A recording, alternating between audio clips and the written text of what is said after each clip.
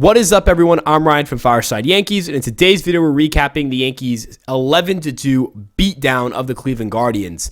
To say the very least, the Yankees pummeled Cleveland. This was a butt-kicking in every regard. The Yankees scored a ton of runs. They shut down the Guardians' offense. This was a dominant win for the Yankees, who desperately needed their offense to have a game like this because, quite frankly, they didn't really have the best of showings in terms of, going out there and, yesterday they just didn't play good baseball, on Monday because this is coming out Wednesday morning. But the Yankees, they just pounded the Guardians. They had a huge third inning. They kept tacking it on. They never let Cleveland back into the game after that weird first inning. And it was just an utter beatdown. But before we get into everything, make sure to like, comment, and subscribe. We appreciate you guys' continued support. You guys have been great lately. Make sure to check us out on our Twitter, Instagram, Facebook, TikTok, and of course our YouTube page, where you guys will be up to date with all of your favorite content about the New York Yankees. Without further ado, let's get started with the pitching, where Gerrit Cole's tossed 6-7 innings, 2 runs, 2 walks, 3 strikeouts, 5 hits. Not his best outing in terms of, peripherals. Didn't get as many strikeouts as you are accustomed to with Gerrit Cole, but he bared down and he shoved. After a rocky first inning, he was lights out. You'll take it, right? Gerrit Cole was an ace tonight. He was everything you need him to be tonight. He has a sub-2 ERA. Weirdly enough, his strikeout rate is now down, which is, obviously you expect it to kind of normalize. But on the year now, 1.40 ERA, a 2.21 FIP. You'll take that from your ace. He's looked excellent to start the year. His command has looked good to start the year. Everything just looks really good right now, and I couldn't be happier with what Gerrit Cole's giving me. He's just been awesome, and this is exactly what you want from him. This is exactly what you expected he could give you, and he's been everything the Yankees could ask for and more, quite frankly. Again, just an excellent outing from Gerrit Cole, even despite the lack of strikeouts.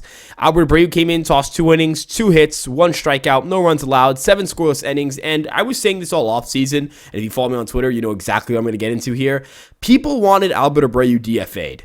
It never made sense to DFA Albert Abreu. It never at any point in the offseason made any sense to DFA a guy who had some pretty good results with the New York Yankees and, quite frankly, is an arm on a bullpen that had some injury issues and had some injury concerns. Even before Kenley went down, there were concerns that he could get hurt. Even before Trevino went down, there were concerns that this bullpen could suffer some injuries. So everyone knew this bullpen was going to have some issues in terms of staying healthy, and Abreu is a big part of this bullpen because he's an actual MLB reliever, and the Yankees need arms. So, again, it never made sense for anyone to call for him to be DFA'd, and he's proving that early on.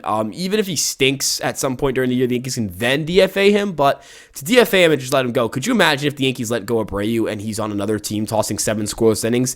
You guys would all be really upset with that. So good on the Yankees for keeping Abreu. That was the obvious move. He's showing it right now why he should have been kept around. Even if he's not a high-leverage guy, he's just an arm that can give the Yankees length in the bullpen.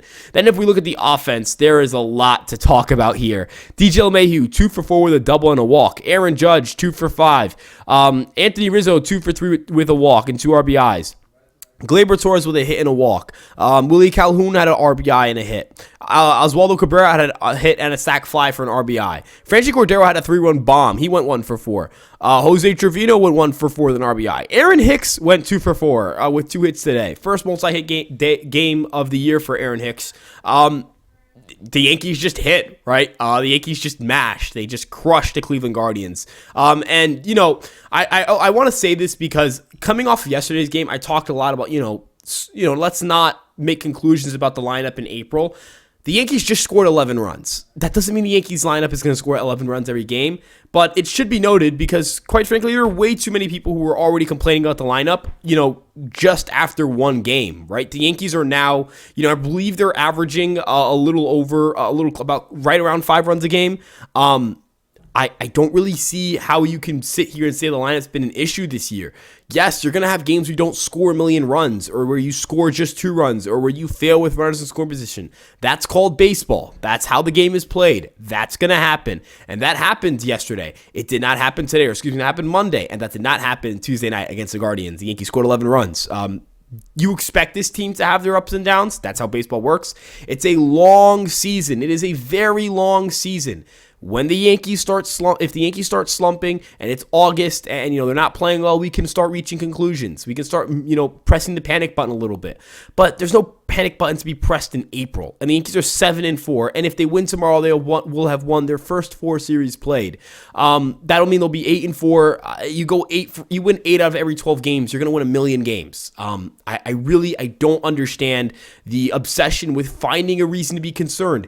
Even if the Yankees lose tomorrow, they will be 7-5. Like, it's really, this is not the point of the season to get concerned. This team is off to a better start than it has been in years past. I personally don't see a way for you to be really concerned about this team in April. It's nonsensical to me. But, that's neither here nor there. End of the day, the Yankees they just put on offensive beatdown. I can't even...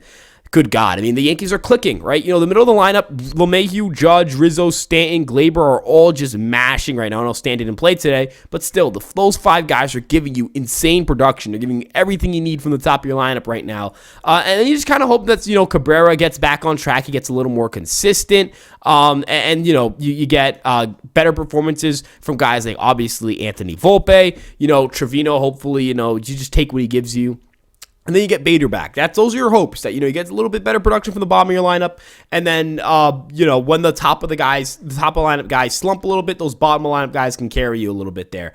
But with that being said, thank you guys so much for checking us out. That'll end today's recap. Again, it's a shorter video because really the way to simplify this game is the Yankees pitched really well, and then they just beat the crap out of the Guardians pitching staff, and that's exactly what they did. So with that being said, again, thank you guys so much for checking us out. You guys have been great support lately. If you guys want to follow me on Twitter, you can follow me on Twitter at Ryan Garcia ESM. That is right here, somewhere on this banner here. And of course, you guys know to check out our Instagram, TikTok, Facebook, our YouTube page, and our, you can check out us up on Apple Podcast if you're listening there. Make sure you give us a 5-star rating.